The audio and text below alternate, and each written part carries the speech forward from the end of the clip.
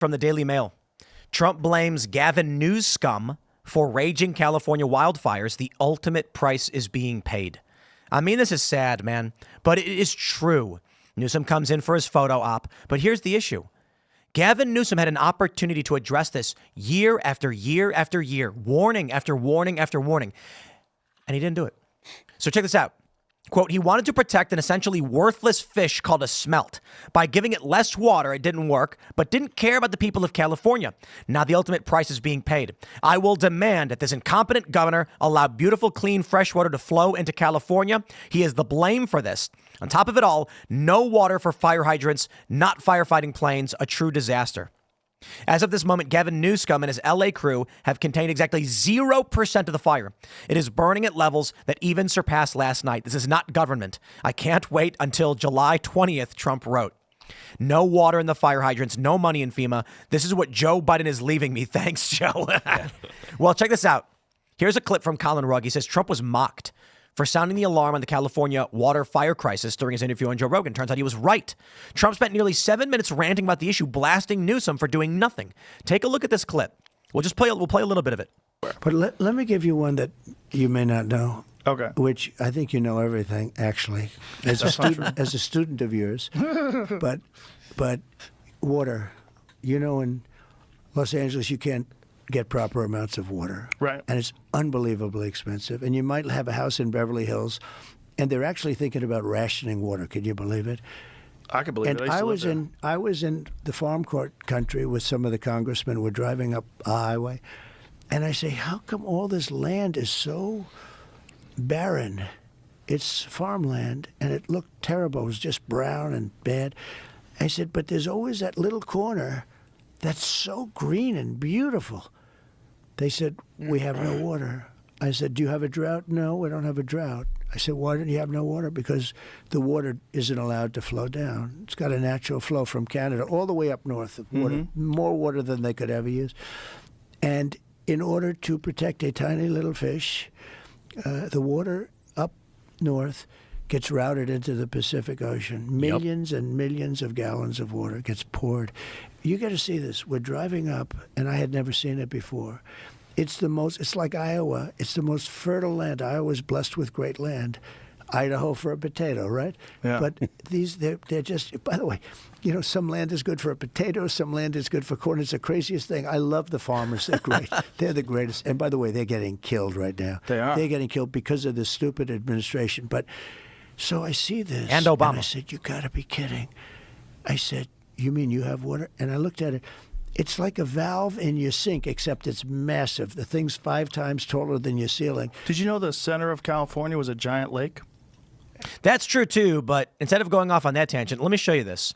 When we zoom out, he's talking about the Delta area. It's in the Bay. And so you come up here and so the issue is basically this.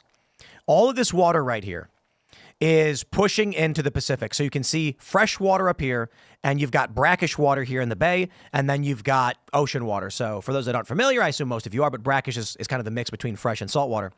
So what ends up happening is they can have all of this beautiful, beautiful water that flows from up north come down south and alleviate a lot of these problems, which can be used for firefighting. But you don't really need to rely on fresh water for firefighting, but would give you large reservoirs, which can be used, of course. And it would make sure it would deal with the poorer communities in the east if they could get this water down here.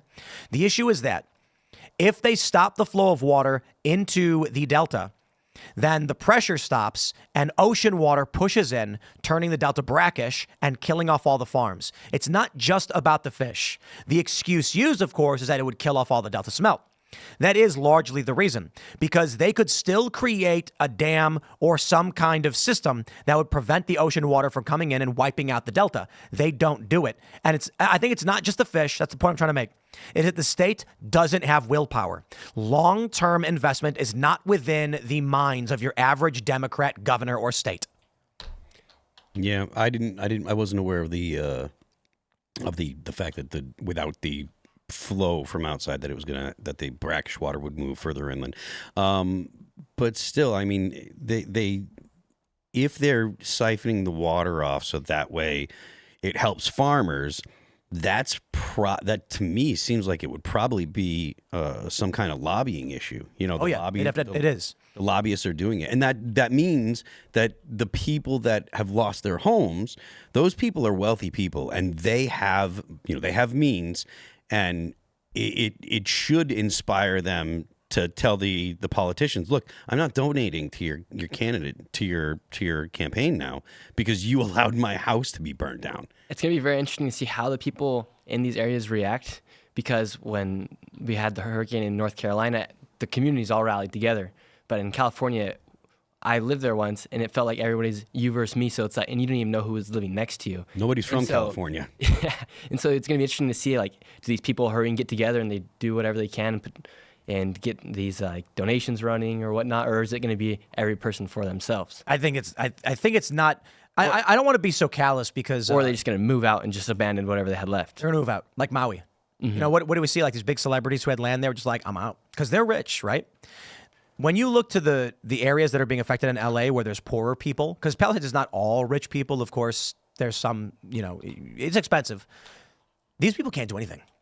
The rich people are going to be, you know, I look at them and I feel for them because your home is your home. It doesn't matter if you're rich or poor. Your home is your home. Losing your home is devastating. But they are still going to survive this. And so I don't want to be so callous because James Wood was saying that, you know, it really warmed his heart to see that it wasn't political, that it's Democrat, Republican, none of it mattered. They were neighbors helping each other survive this disaster. And that's what I'm hoping we get out of it. However, as to what Phil was saying with like donations, these people, I don't see them like Mark Hamill, for instance. I think his home may have been affected by this, but these are the kind of people that don't read into it, right? This is what Jimmy Dore made a really great point on you know, trusting your doctor. He has that bit. It's epic, and you should hear it, where he's like, you know, they kept saying during COVID, don't look into it. And he's like, that's insane. Imagine doing that with literally anything else. Like, I'm going to go buy a car. Don't look into it. Well, how am I supposed to know which car's the right one? Trust the salesman. He's the expert. It's brilliant. But this is how Democrats largely operate. And again, I'm not trying to roast literally every single Democrat, but this is what's going to happen. They're going to come out and they're going to say, this is climate change's fault, and Trump wants to drill for oil, and it's going to make this worse. And you're like, my dude, you had no water, and you didn't manage the floor of the ground in the hills. You didn't do floor management for the wildlands. And they're going to go, climate change. You're going to say PG&E has power cables running through areas with high risks of fire, and they're going to go, climate change. And we're going to, okay, California, do your thing, I guess.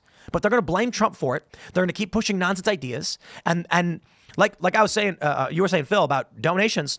Yep. They're still going to donate. There's two ways I see this. Them saying, don't know, don't care. I got hurt and it's your fault. Or they're going to say, this proves it. Climate change is the problem. Please stop Donald Trump, the man who warned us about our lack of water in this area 3 months ago. Insanity. They'll twist it and make somehow it be Trump's problem, whatnot. But Gavin Newsom has literally been in there for the past few years. And every single time he has the opportunity to help out the people, whether it be the fentanyl crisis, to stop giving the people needles and stop giving them $600 a month to be able to keep buying drugs while they live on the street, or the migrants coming through the border. Every single time he's had a chance to do something, he has gone against the majority of the people that would benefit. So is it so hard to believe that these Democrats are intentionally trying to destroy the country? I mean, that even defies short-term gain. You can make the argument that he's like, we're going to give needles and what do they have, those glass pipe kits they give out to homeless people to do crack? Mm-hmm. He's like, we're going to do that because it's politically expedient. I get through it. I say, we solved the problem. Thank you and have a nice day. Not going to think about it. But I'm kind of like, I don't know, man. That's not a short-term gain. You're literally setting a political fire. The politics of nice have been a massive problem for the United States. And that's why Donald Trump, I think, was successful in his first term, or was as successful as he was. Whatever amount of success you believe he had, which generally around this table we have a fairly positive view of what he did. And that's because he didn't ascribe to the politics of nice. He wasn't worried about if it sounded nice. And there are so many people, particularly in California, that all of their politics is, I just want to be nice, and I want to do the nice thing. I want to be the good person. So we should give that drug addict the drugs that he needs to prevent withdrawal, and we should allow those homeless people to stay homeless and shoot up drugs, and we should let people that are repeat offenders out of jail because there might have been some kind of problem. That was business as usual in California for ages and ages. And there are real world tangible consequences to the politics of nice. And now, thankfully, for California, there are people that have voted significantly against the politics of nice. Remember when we were this close to getting Governor Larry Elder? Yeah. This wouldn't have happened. No. Oh, yeah. Would not have happened. And they teamed up to shut him down. Larry Elder. I don't know how they're going to solve for this wildfire thing. Because maybe you could use ocean water and drones. We talked about that before the show. I think it was Well, not before the drones. show. You could use planes. but not- Gigantic. Well, no, you can no. just constantly scoop and Yes, dump. yes. Here's the issue: the winds are at 100 miles an hour, So getting any flight is like a challenge. It's extreme challenge. It's very difficult for the smaller aircraft to fly here. So this is what they were reporting. They had a first responder on Fox News in the morning saying helicopters can't fly, not in these winds, and fixed wing aircraft have a higher threshold, but it's still too intense. They have been sending in flights now, and there's some really great videos of them just dumping water on the fire. I'm glad to see. Other solutions could be like putting the power lines underground. Because I always look at these power lines thinking of them as massive vulnerabilities. Anybody can blow them up. Anybody can knock them down. They can catch fire. Like Adam Carolla was saying that. He said he was talking about it on his show, and the next thing he knows, he looks outside, or he sees this photo of a power line being knocked over. I was living in Venice, and it would just buzz outside my window. The salt water just causing chaos. Well, there's no underground with Venice. So they... Oh, you mean Venice, California? California. I was just watching a documentary on Venice, Italy today. It's fascinating how they built that city. On big wooden Sometimes pipes. you walk the streets of LA and you wonder if you're in South America or if you're in America. You are correct. It's just the power lines. Like, you don't see that everywhere. Bro, when I was in Brazil in the favelas, the power lines are really scary. Oh, it's a wow. black cluster of tangled things hanging from like a post. And you're like, how does anyone connect anything to that thing? And like, if it fell down, ain't nobody going to figure out how to fix it. So you got the power lines, obviously, which is probably the biggest culprit of setting the fires, maybe. But then the water, like how do you got to get water? They built the city in the desert because it was a nice environment. But now you got a city in the desert that relies on imports. Well, they had river water coming in, and the city is just growing beyond its capabilities. And the LA River, look, yeah, it's like some years there's no water. wildfires happen. Wildfires happen. If you want to have a population of 13 million people spread out across an area that has high potential for wildfires, you have to have forest floor management. I guess it's not a forest, it's brush floor or whatever.